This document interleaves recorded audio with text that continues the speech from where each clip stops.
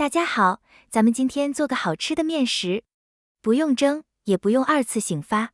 碗里准备300克面粉，3克酵母粉，1勺白糖，用160毫升的温水和面，把面多揉一会儿，最后揉成这种光滑的面团。揉好的面团不要醒发，直接压扁，擀成厚0.5厘米长方形的大面片，淋上食用油。今天咱们做椒盐口味的，撒上椒盐粉，用刷子刷匀。喜欢吃甜口的可以换成白糖。撒点提前切好的葱花，从一边卷起面片，捏紧边缘。卷好以后分成大小均匀的面剂，取一个面剂，先把剂子两端拉长一点，再用筷子在中间压一下，捏紧两端，扭转卷起。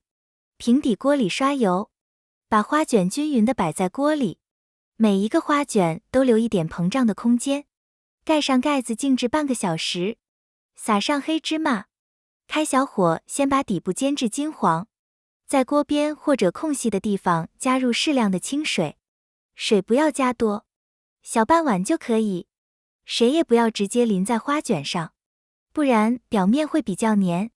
盖上盖子，全程用小火焖12分钟，锅里水汽变少，发出呲啦呲啦的声音，用手按压能快速回弹，就说明已经熟透了。